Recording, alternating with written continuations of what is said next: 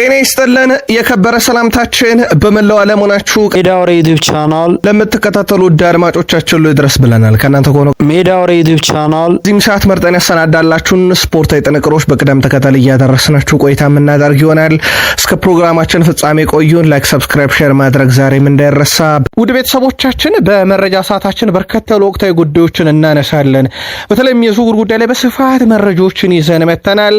የአቋም መፈተሻ ጨዋታዎች ነበሩ፣ ጉዳዮችን እንመለከታቸዋለን። በአገር ቤት ለየት ያለ ጥንቅር እናስደምጣቸዋለን፣ ትገረሙበታላችሁ። በባህር ማዶ የመረጃ ሰዓታችን ባርሴሎና ቤት የዝውውር ጉዳይን ወቅታዊ መረጃ እናካፍላችኋለን። በማድሪድ የመረጃ ሰዓታችን ወቅታዊ ጥንቅሮችና የቡድን ዜና ይዘናል። ወደ ቤተሰቦቻችን ኤል ክላሲኮን እናነሳለን። ዛሬ የተጠናቀቁም በርከት ያሉ ዝውውሮች አሉ። በአውሮፓ የመረጃ ሰዓታችን ሀያላኖቹን ክለቦች ኮከብ ተጫዋቾችን የተመለከተ ጥንቅራችን ዛሬም እንደተጠበቁ ናቸው።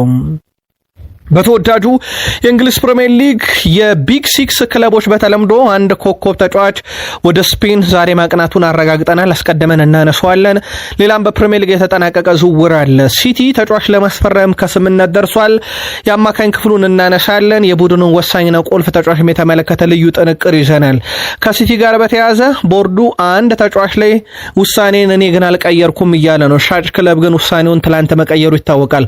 ጉዳዩን ስናነሳው በቼልሲ የመረጃ ታችን በቡድኑ ይለቃሉ ከተባሉና እንዲሁም በበርካታ ክለቦች ስለሚፈለጉ ተጫዋቾች እነግራችኋለን። በርካታ ጥንቅር ይዘናል። በቼልሲ በኩል ሊቨርፑል የአማካይ ክፍሉን የማጠናከር እቅድ አለው። አማራጮቹን እናነሳለን። በእርግጥ የሌጀንዱም ስጋት ያ የሜዳ ክፍል ነው። በሊቨርፑል የመረጃ ሰዓታችን ኮንትራቱን ስላራዘሙትና በውሰት ስለለቀቁት ተጫዋች ጨምሮ ስለ ቡድኑ አምበል ቨርጂል ቫን ዳይክ ተጨማሪ መረጃ ተይዟል። በአርሰናል የመረጃ ሰዓታችን የተጫዋቹ መልቀቅን በተመለከተ አንዳንድ አዳዲስ ያገኘናቸው መረጃዎች አሉ። ፈላጊዎች አሉ፣ ግን ትልቅ ችግር ገጥሟቸዋል። ከዛ ውጪ በአርሰናል ሊቀጥል ስለሚችልም አንድ ተጫዋች እናነሳለን። የአጥቂ ክፍሉን ማጠናከር በአርሰናል በኩል ሌላኛው የሰሞኑ አጀንዳ እንደሆነ ይታወቃል። የቡድኑን ወሳኝና ቁልፍ ሰው ጋብርኤል ማጋሌሽንና የኮሚቴ ሽልድ የፍጻሜን ጨዋታ እየይዘን ከጉዳት የተመለሱና የሚጠበቁ ተጫዋቾችን በአርሰናል የመረጃ ሰዓት አካተናል። ዩናይትድ በዝውውር መስኮቱ ሊያጠናክራቸው ከሚፈልጋቸው የሜዳ ክፍሎች ላይ አማራጮችን እያየ ይገኛል። አንድ ሀያለ ክለብን ተጫዋች ተመልክቷል። ለገበያ የሚቀርብበት እድል ሰፊ ነው። ከዛ ውጪ ለዩናይትድ እንደ አዲስ ፈራሚ የተባለውን ራሽፈርድ የዛሬን 9 ቁጥር መለያ መልበስ ምክንያት እንነግራችኋለን። ካሪክ ተጨማሪ ዝውውር አለን እያሉ ነው። በማንቸስተር ዩናይትድ ከግብ ጠባቂው እስከ አጥቂው የሆነ ጨዋታ ጨምሮ በርካታ ጥንቅር እናካፍላችኋለን። እስከ ፕሮግራማችን ፍጻሜ ቆዩን። ላይክ፣ ሰብስክራይብ፣ ሼር ስለምታረጉን ስላጋርነታችሁም እጅግ አድርገን አመስጋኞች ነን። በአገር ቤት እንጀምር።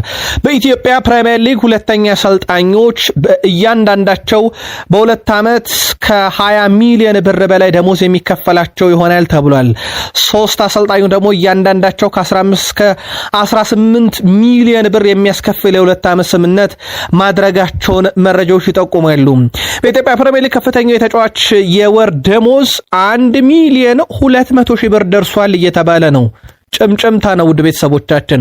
በተጨማሪም 1 ሚሊዮን ብር የወር ደሞዝ የሚከፈላቸው ተጫዋቾች ቁጥራቸው እየተበራከተ መጥቷል ተብሏል።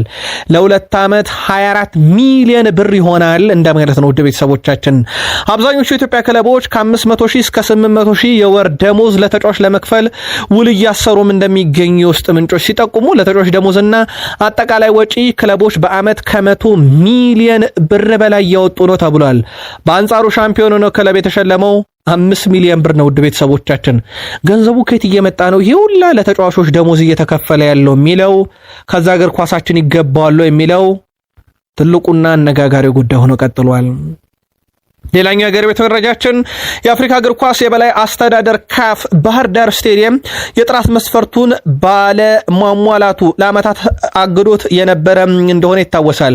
ይህንንም ተከትሎ ስቴዲየሙ መስፈርቱን እንዲያሟላ የማሻሻያ ግንባታ ሲደረግለት ቆይቶ ነበረ። አሁን ላይ ካፍ ስለ ስቴዲየሙ በሰጠው መግለጫ ጊዜያዊ ፍቃድ መስጠቱን ለኢትዮጵያ እግር ኳስ ፌዴሬሽን ደብዳቤ ልኳል።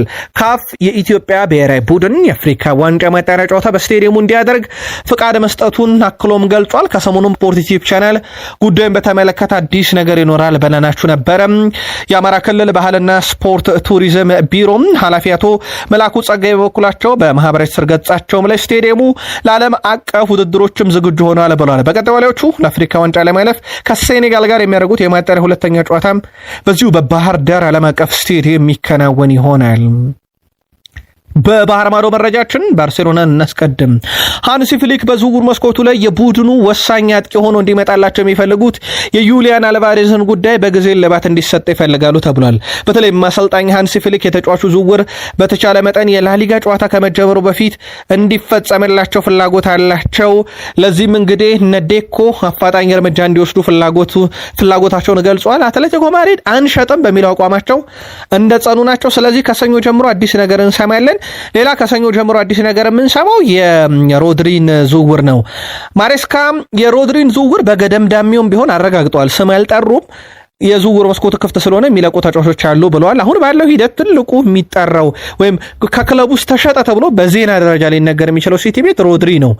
ሌሎች ተጫዋቾች ምናልባት ሀያልነታቸው ወይም ይሄ ከተጫዋቾቹ ሚዛን አንጻርና ከወቅታዊ ዝውውር አንጻር እሳቸው ሮድሪን ማግኘታቸውን ማነጋገራቸውን ገልጸው ነገር ግን የዝውውር መስኮቱ ክፍት ነው ማለታቸው ሲታወቅ ባርሴሎና የመጨረሻውና ሶስተኛውን የዝውውር ሂሳብ ያቀርባለም ተብሎ እየተጠበቀ እንደሆነ ይታወቃል። ዝውውሩ ግን የሚቀር አይመስልም ካለው ሁኔታ አንጻር።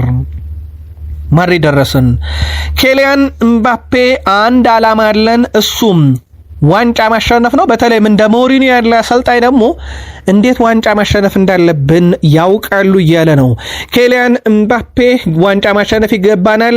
ባለፉት ጥቂት ዓመታት ዋንጫውን ማሸነፍ አልቻለም ነበረ። በእርግጠኝነት ግን አሁን ወደ ድል እንመለሳለን ብሏል። ቡድኑ በብዙ መንገድ ተጠናክሯል። ሪያል ማድሪድ ከአሰልጣኝ ሹም ሽረት ጀምሮ እስከ ተጫዋቾች አዲሱ ፈራሚያቸው የአንዲዮ ሜንዲ በቴሌቪዥን የማያውቀውን ሪያል ማድሪድን አሁን በአካል አይቼዋለሁ፣ በቴሌቪዥን የተመለከትኩትን መልበሻ ክፍልም በአካል ተገኝቼበታለሁ እያለ ለማድሪድ ዝግጁ መሆኑንም እንዲሁ ገልጿል። የስፔን ላሊጋ የ2026/27 የውድድር ዘመን በሳምንት በሚደረጉ 6 ጨዋታዎች ነው ጅማሮን የሚያደርገው። ይሁን እንጂ ታላላቆቹ እንደ ባርሴሎናና ሪያል ማድሪድ በዚህ ሳምንት ጨዋታ እንደማያደርጉ ይታወቃል። ላሊጋውና የስፔን ተጫዋቾች ማህበር ባደረጉት ስምምነት የመጀመሪያ 4 ጨዋታዎች ተራዝሟል። የሚሆነው በዓለም ዋንጫ ፍጻሜና ደረጃ ጨዋታ የተሳተፉ ባርሴሎናና ሪያል ማድሪድ ተጫዋቾች በቂ ረፍት እንዲያገኙም ተብሎ ነው። የወቅቱ የላሊጋ አሸናፊ ባርሴሎና ከ8 ቀናት በኋላ ከኤልቼ ጋር የመጀመሪያ ጨዋታውን ያደርጋል። የጆዜ ሞሪኖ ሪያል ማድሪድ በኩሉ ከ7 ቀናት በኋላ ከኢስፓኞል ጋር ጨዋታውን በማድረግ ይጀምራል። አትሌቲኮ ማድሪድ በተመሳሳይ ተጫዋቾች በፍጻሜ የተካፈሉ መሆኑ ጨዋታው ተራዝሞለት ነበር። ይሁን እንጂ ካናዳዊ እንግዲህ አርቲስት በስቴዲየሙ ኮንሰርት ስለሚያዘጋጅ የመጀመሪያ ጨዋታው ወደ ሮብ ተሸጋግሯል። በተጨማሪም የሪያል ቤቲስ እና የቫሌንሻ ተጫዋቾች እንዲያርፉ የሴልታ ቪጎና ኦሳሱና ሜዳው ዝግጁ ባለመሆኑ የተራዘሙ የስፔን ላሊጋ የዚህ ሳምንት መርሃ ግብሮች ነበሩ።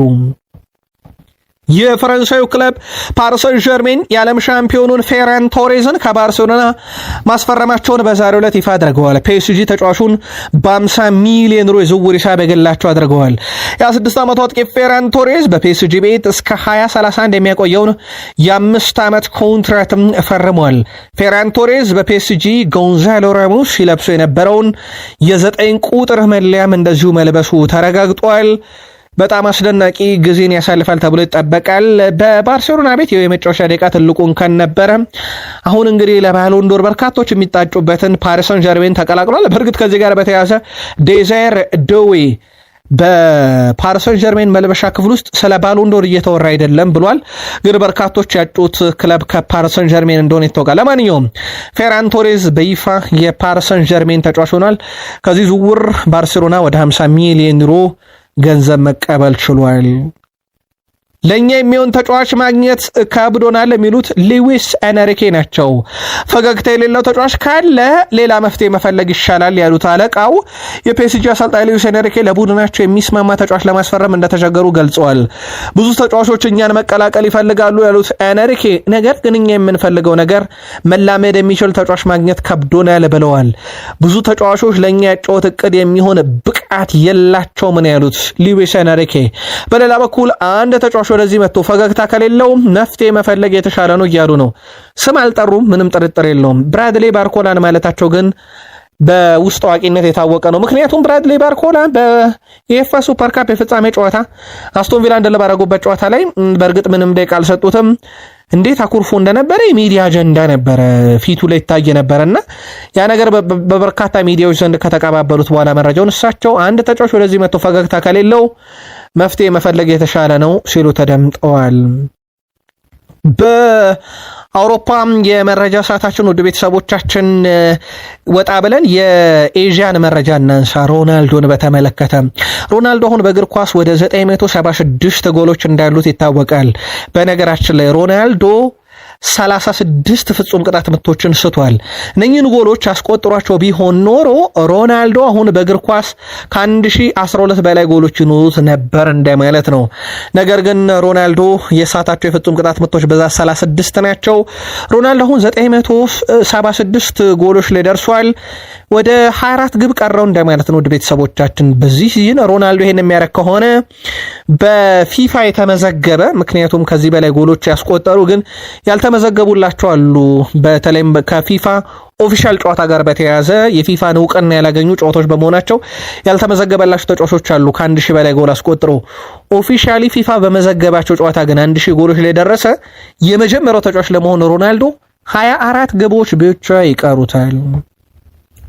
እሳቱን የተበራረጡ ስፖርታዊ ጥንቅሮች እያጋራናችሁ እንገኛለን። ከተወዳጁ የእንግሊዝ ፕሪሚየር ሊግ ወዳገኘናቸው የዕለቱ ጥንቅሮች እንሻገር። ላይክ፣ ሰብስክራይብ፣ ሼር እያረጋችሁን አብራችሁን ቆዩን። ፕሪሚየር ሊጉን ከተሰናባይ ተጫዋችን ጀምር። ቶትናም በይፋ ተጫዋች ሸጧል። አርጀንቲና የቶትናም ተከላካይ ክርስቲያን ሮሜሮ በይፋ የአትሌቲኮ ማድሪድ ተጫዋች ሆኗል። አትሌቲኮ ማድሪድ 40 ሚሊዮን ዩሮ ሂሳብ ለ6 ዓመት ኮንትራቱ ፈርሟል። የሰሜን ለንደኑ ክለብ ቶትናም ከተጫዋቹ ወደፊት ሽያጭ 15 በመቶ ድርሻ ያገኛል። 28 ዓመቱ ሮሜሮ ቶትናም ከ17 ዓመታት በኋላ ዋንጫ ሲያሳካ የቡድኑ ቁልፍ ተጫዋች ነበረ። በጉዳት ተጋላጭነቱ በደጋፊ ሲተች የሚስተዋለው ሮሜሮ በሌላ በኩል በ5 ዓመታት ውስጥ 6 ቀይ ካርዶችን የተመለከተ የክለቡ ምርጡም እንዲሁም የክለቡም ስጋት የሆነ ተጫዋች ነበረ። ከፊርማው በኋላ ምን አለ የሚለውን ከተመለከተን ለአትሌቲኮ ማድሪድ መጫወት ክብር ነው፣ ይህ ታላቅ ክለብ መቀላቀልም ክብር ነው ብሏል።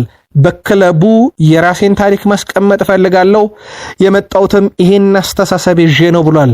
በአርሰናል ይፈለግ ነበር፣ ቶትናም አልሸጥም ስላለ ነው ወደ አትሌቲኮ ማድሪድ ያቀናው። የተጠናቀቀ ዝውውር አለ። ኒውካስል ዩናይትድ ተጫዋች ለማስፈረም ከስምነት ደርሷል። አማድ ዲዲች በቤኔፊካ ቤት ቆይታውን አጠናቆ የኒውካስል ዩናይትድ የመስመር ተከላካይ ሆኖ አዲሱ ተጫዋች ሆኗል ማለት ነው። ዲዲክ በዝውውር መስኮቱ ላይ አስቀድሞ ከቀናት በፊት ኒውካስልን ለመቀላቀል ከስምነት ደርሶ ነበረ። ቤኔፊካ ለዝውውሩ 35 ሚሊዮን ዩሮ ከወደፊት ሽያጩ ላይ ገንዘብ ለማግኘት በስምነት ውስጥ ተካቷል። ቤኔፊካ ተጫዋቹን ወደፊትም እንግዲህ መብታቸውን ማጣት አይፈልጉም ተጫዋቹ ላይ የተባለው። በቀጣይነት ተጫዋቹ ኒውካስል ዩናይትድን ይቀላቀላል። የጄሴል አዲሱ ፈራሚ ይሆናል ማለት ነው። ኒውካስል ዩናይትድ በአሰልጣኝ ብቻ አይደለም ኤዲሃውን መተካት ያለበት በተጫዋችም ዘንድ በርካታ ቁልፍ ተጫዋቾችን እንዳጣ ይታወቃል። ማንቸስተር ሲቲ ተጫዋች ለማስፈረም ከስምነት ደርሷል። ማንቸስተር ሲቲ የአካዳሚ ተጫዋች ነው ለማስፈረም ከስምነት ደርሰው የክንፍ አጥቂውን ሄቨን ካልዋን ነው ከአስቶን ቪላ ለማስፈረም ከስምነት የደረሰው። ካልዋ አስቀድሞ የወረቀት ስራዎችን አጠናቋል ተብሏል። በቀጣይነትም ወደ ፕሪሚየር ሊጉ ይመጣል። በፕሪሚየር ሊጉ እንግዲህ ይህን ተጫዋች ለማስመዝገብ ስራዎች ግን ይጠበቅበታል። ማንቸስተር ሲቲ ልክ እንደ ጀረሚ ዶኩ አይነት ተጫዋች ነው። በነገራችን ላይ ፕሮፋይሉ፣ አጫወት ስታይሉ ይሄ ደስታውን የሚገልጽበት መንገድ በራሱና ጀረሚ ዶኩን የሚመስል ተጫዋች በሲቲ በቀጣይ እናያለን። ዶኩን ካነሳን ግን ዶኩም ከሰሞኑ ኮንትራቱን ፈርሞ ነበረ። በጣም ደስተኛ ነኝ ብሏል። ክለቡን ስላመነኝ ወደዚህ ቡድን ስመጣ ብዙ ነገሮችን እናስታውሳለሁ። ቅድመ ግምት የተሰጠኝም ተጫዋች አልነበርኩም፣ በማንም ትኩረት የሳብኩ አልነበርኩም። አሁን ግን በክለቡ ታምኖብኝ ተጨማሪ ኮንትራክት በመፈረም ደስተኛ ነኝ ማለቱ ይታወቃል። አዮብ ቡዋዲን በተመለከተም ከሰኞ ጀምሮ አዲስ ነገር እንሰማለን። ምንም ጥርጥር የለውም። አብዛኛው ነገር ስለተጠናቀቀ በነገራችን ላይ በሊል ጨዋታ በአቋም መፈተሻ ጨዋታ ላይ ተጠባባቂ እንዲሆን አድርገውት ነበረ በሊል በኩል ማለት ነው። ይሄም ለዝውውሩ ምን ያህል ቅርብ እንደሆነ ማሳያ ነው። ቡአዲ ማንቸስተር ሲቲን የሚቀላቀለው በዚህ ክረምት ነው። በነገራችን ላይ በሊል በኩል ግን ቀጣይ ክረምት 27 ላይ እንዲቀላቀል አሁንም ድርድሩ ላይ አንዱ ያዘገየው ምክንያት ነው ተብሏል። ያው የሮድሪ ነገር የሚቀር አይደለም። ሮድሪ እስከ 70 ሚሊዮን ዩሮ በሚደርስ የዝውውር ሂሳብ ወደ ባርሴሎና ያቀናል ተብሎ ይጠበቃል። ማሬስካም ያንን የሚመስል ማረጋገጫ ሰጥቷል። ኤንዞ ማሬስካም ሮድሪ ክለቡን ሊለቅ የሚችልበት እድል እንዳለ ሲጠቁሙ ከኛ የሚለቁ ትልቅ ተጫዋቾች አሉ፣ እኛም ልንገዛቸው የምንችላቸው ትልቅ ተጫዋቾች አሉ ማለታቸው የሚዘነጋ አይደለም። ከኤንዞ ፈርናንዴዝ ጋር በተያያዘ ማንቸስተር ሲቲዎች ውይይት አድርጓል። በማንቸስተር ሲቲ በኩል በተደረገው ውይይት የውስጥ ውይይት ነው ዳግም የኤንዞ ፈርናንዴዝ ዝውውር መመለስ የሚል ነው። ውድ ቤተሰቦቻችን ቼልሲ እስከ 11 ሰዓት 120 ሚሊዮን ፓውንድ ይዞ ለመጣ የትኛውም ክለብ እንሸጠዋለን ተጫዋቹ ክለቡን የመቀላቀል ፍላጎት ካለው ከአርብ አመሻሽ 11 ሰዓት በኋላ የሚመጣ ግን ማንንም አንቀበልም ብለው 11 ሰዓት ድረስ ማንም ክለብ ጥያቄ ስላቀረበ ቀርቶ ነበር። ሲቲዎች ግን አሁን ገና ውይይት እያደረጉ ነው። ይህን ተጫዋች ማስፈረም እንችላለን እንደገና እንሞክር የሚል። ከዚህ ጋር በተያያዘ ቼልሲ ሁሉ ነገር በእጁ እንዳለ ይታወቃል። በቼልሲ ሁኔታ ላይ ተመረኮዝ ይሆናል ማለት ነው። ቼልሲ ዳግም ያ ከጠረጴዛ ላይ ያነሳውን የ120 ሚሊዮን ፓውንድ ጥያቄ ሲቲ ይዞ የሚመጣ ከሆነ ይቀበል ሆኖ የሚለው በቼልሲ በኩል ይጠበቃል። በዛሬው ጨዋታም ከተጠባባቂ ወንበር ዣቪ አሎንሶ እንዳስጀመሩት የሚዘነጋ አይደለም። አልሂላል በፔድሮ ኔቶ በኩል ይፈለጋሉ የተባሉ ቅድመ መስፈርቶችን ሁሉ አሟልተዋል። ለቼልሲም ቢሆን የተጠየቁትን ገንዘብ ለመክፈል ፈቃደኛ ናቸው። አሁን ትልቁ ጥያቄ ኔቶ በቀጣይ በቼልሲ መቆየት ይፈልጋል ወይንስ ሁሉን ነገር ያሟላውን አልሂላልን ይቀላቀላል የሚለው በተጫዋቹ ላይ የሚወሰን ይሆናል። ከሰሞኑ በማንቸስተር ሲቲም ተፈልጎ ነበር። ከ70 ሚሊዮን ፓውንድ በላይ ቼልሲ እንደሚፈልግ ይፋ አድርጓል። አርሰናልም ከሰሞኑ ከዚህ ተጫዋች ጋር ስሙ ሲነሳ ነበር። ምናልባት አርሰናል እንደሚጠበቀው በአመት አንድ የቼልሲን ተጫዋች በትንሹ የማስፈረም ሂደቱ ቀጥሎ ምናልባት ፔድሮ ኔቶም እየተጠረጠረ ነበር። ከዚህ ጋር በተያያዘ ኒኮላስ ጃክሰን፣ ሊያም ዴላፕ፣ ቶንሲያድ ራቢዮ በቼልሲ በኩል ለገበያ እንደሚቀርቡ የአቋም መፈተሻ ጨዋታ ግልጥ አድርጎ የሚያሳይ ነበረ። የአቋም መፈተሻ ጨዋታ በነገራችን ላይ ሞርጋን ሮጀርስ ለቼልሲ የመጀመሪያ ጎሉን ያስቆጠረበት ነበር። 10 ደቂቃ በታች ነው የፈጀበት። ቀጣይ ምን እየጠበቃችሁ ነው? ከዚህ ወዳጅነት ጨዋታ በኋላ ከሪያል ሶሲዳድ ጨዋታ በኋላ ቼልሲያን መልከታችሁን በዩቲዩብ ገጻችን በአሳመስጫ ሳጥናችን ላይ ላኩልን። ሜዳወሬ ዩቲዩብ ቻናል ሰብስክራይብ፣ ሼር ማድረግ ዛሬም እንዳይረሳ። በቀጣይ ቪዲዮ እስክንገናኝ ድረስ ደህና ቆዩልን።